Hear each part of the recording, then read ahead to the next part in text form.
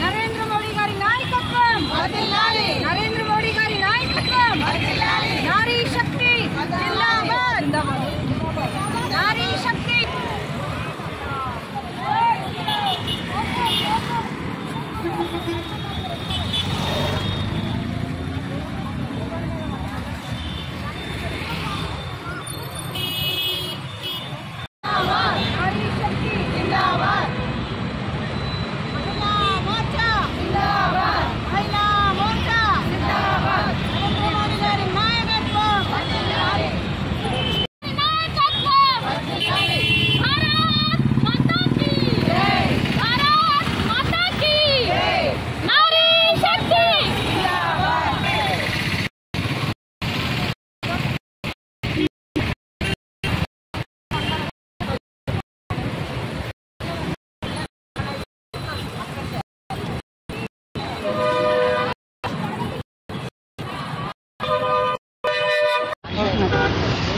అంతర్జాతీయ మహిళా దినోత్సవం సందర్భంగా ఈరోజు నారీ శక్తి వందన్ ర్యాలీ అని మహిళల్ని ప్రోత్సహిస్తూ మహిళల్ని ఎంపవర్ చేస్తూ మేము ఈ యొక్క ర్యాలీని ఉప్పల్ అసెంబ్లీలో అన్ని డివిజన్లు ఇన్వాల్వ్ చేస్తూ మహిళలందరం ఈ యొక్క ర్యాలీని ప్రధానమంత్రిని అభినందనలు తెలుపుకునే దిశగా మేము ఈ ర్యాలీ చేయడం జరిగింది. దీంట్లో భాగంగా అన్ని అసెంబ్లీ నుంచి మహిళలు, ముఖ్యమైన మహిళలందరూ పాల్గొనడం జరిగింది.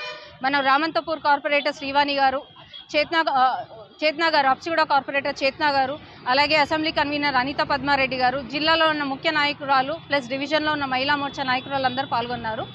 ఈ యొక్క యాత్ర ఉద్దేశము మహిళల గురించి ఏదైతే నరేంద్ర మోడీ గారు చేస్తున్న అభివృద్ధి కార్యక్రమాలు ప్రజలకు కూడా తెలియాలని, వారు చేస్తున్న స్కీమ్సే కానీ ఏవైనా కానీ ప్రజల్లోకి అందరికీ తెలియాలని ఒక అవగాహనతో ఈ ర్యాలీ చేయడం జరుగుతుంది. ప్రత్యేకంగా ఆయనకు కృతజ్ఞతలు చెప్తూ ఈ ర్యాలీ చేస్తున్నాము.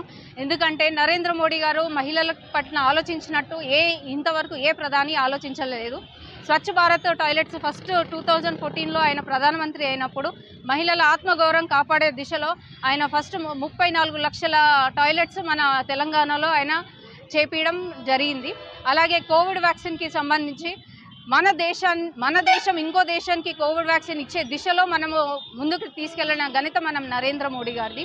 అలాగే ఎకానమీకి వచ్చేసరికి కింది నుంచి 5వ స్థానంలో ఉన్న మనని పైనుంచి 5వ స్థానం తీసుకొచ్చిన ఘనత మన నరేంద్ర మోడీ గారిది.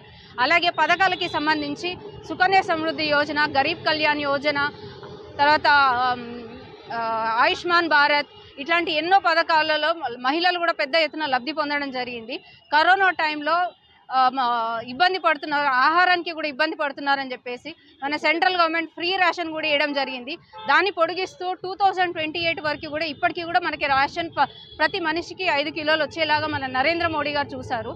అంటే ఇంతగానము ఏ ప్రధానమంత్రి చేయకపోయి ఉండొచ్చు. అలాగే ముస్లిం మహిళలు కూడా ఆలోచిస్తూ త్రిపుల్ తలాక్ని తీసేయడం జరిగింది. దానివల్ల ముస్లిం మహిళలు కూడా చాలా బెనిఫిట్ పొందారు.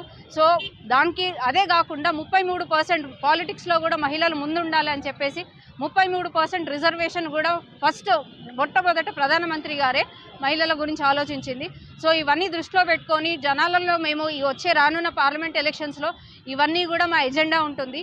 రానున్న పార్లమెంట్ ఎలక్షన్స్లో గెలుపు దిశగా మొత్తం 17 సీట్లు మేము కైవసం చేసుకునే దిశగా మహిళా మోర్చా పనిచేస్తుందని వీళ్ళందరి తరఫున నేను చెప్పడం జరుగుతుంది.